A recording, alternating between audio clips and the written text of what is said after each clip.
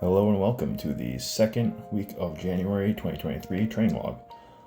This Monday I got a small injury above my glute in my lower back region, pulling basically a deload deadlift at 605 pounds, which is about 65% of my 1 rep max. So very light, very easy, but I didn't respect the weight and I got a little strained for it.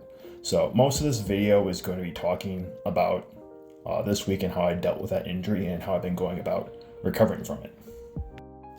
On Tuesday, I got right back to working out right away. I built up to this 330 pound trap bar high handle deadlift. As you can see, I'm very focused on bracing. I'm a bit more leg heavy than I normally would be with a trap bar pull. And it looks like I'm straining a lot, and that's because I'm very focused on lifting this weight as well as I can and not using the injured area more than it can handle. That's the most important thing when you're rehabbing. I think that you absolutely should be moving, you absolutely should be loading what you can, but you need to avoid pain, and that sometimes requires changing movement like I have here, and definitely focusing more on your lifts than you normally would.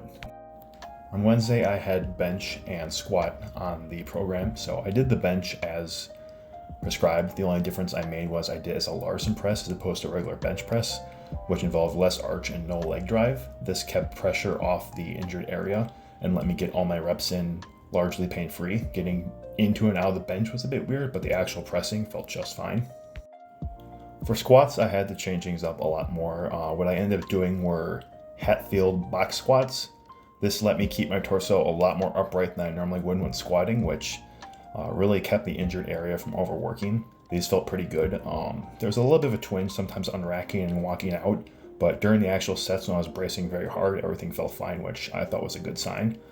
And this is just kind of one example of working with what you have. I mean, this obviously looks a lot different than my regular squat, and it's not at the full weight, but it's a lot better than nothing. And I got up to 400 pounds, which is a lot more than I was expecting to squat in anyway, so quickly after an injury that had me having pain getting up out of the couch. On Thursday, I went into the commercial gym to complete my scheduled upper body hypertrophy day. That day went really well. Being able to use machines meant I could work my upper body muscles without really relying on my lower body at all, which was very nice when I was still trying to work around a bit of discomfort in the injured area.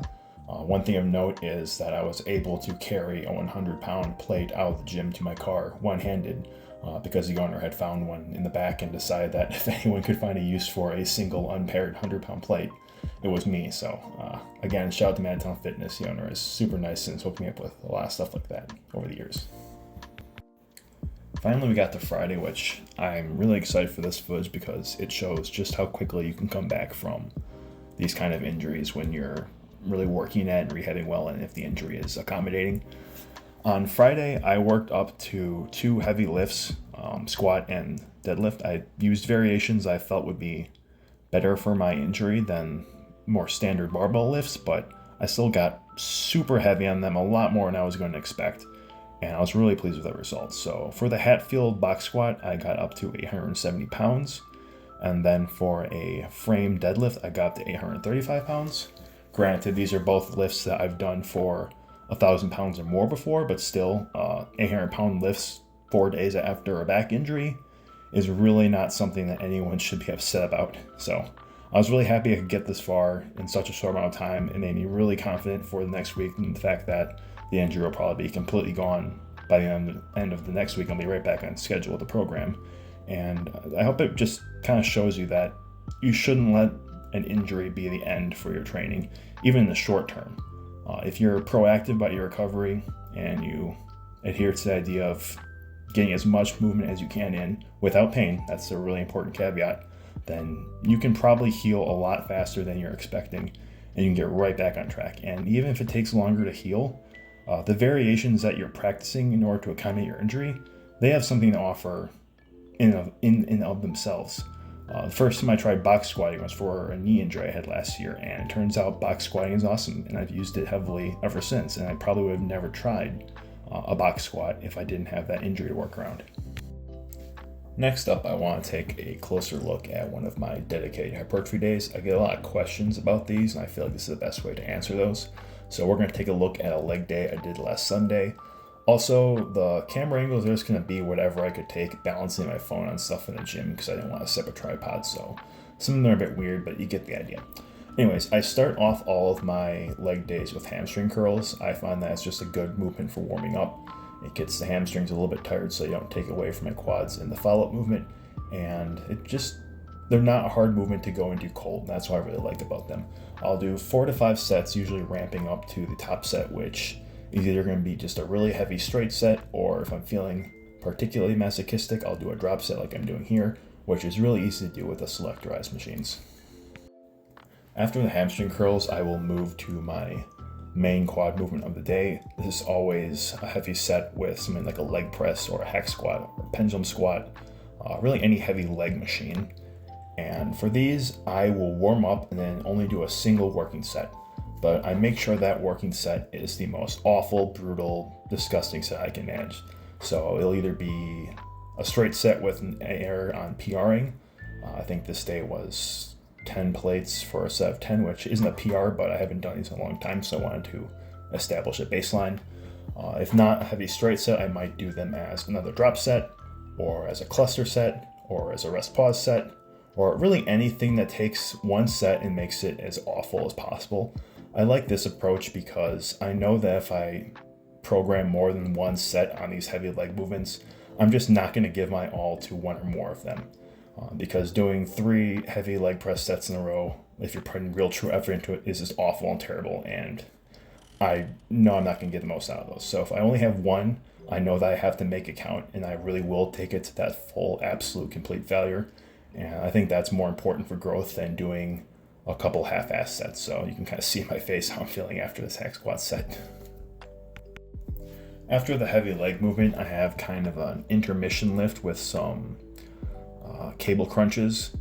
Part of this is just because it's an excuse to get the core work in that I usually ignore because I'm lazy. And another excuse is that after the heavy leg set, sometimes I'll have a big lower back pump, and that gets in the way of future lifts. And if I try and, for instance, even drive home after, it's very uncomfortable. So not only does this lift give that area a break, but I find that the crunching in movement tends to diffuse the lower back pump pretty quickly.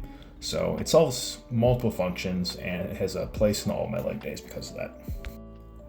After that, I will do my obligatory calf work.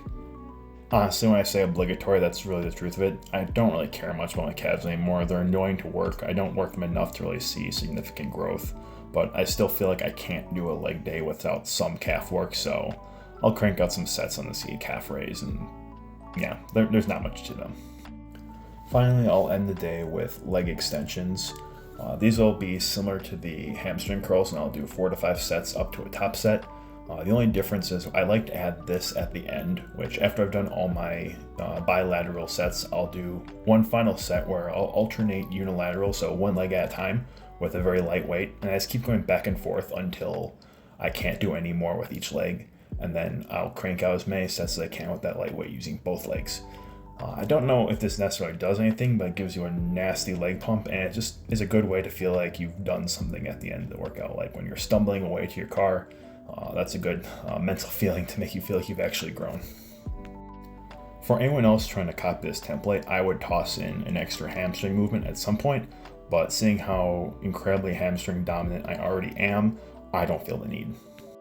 So there you have it. There is this week's training log. As always, let me know if there's anything you'd like to see in these that would make them more helpful to you or more entertaining, or if there's anything you'd like me to change. I mean, I'm still new to these, so I'm trying to kind of refine what they look like. I like to think that this one's better than last week's, but there's still tons of room for improvement.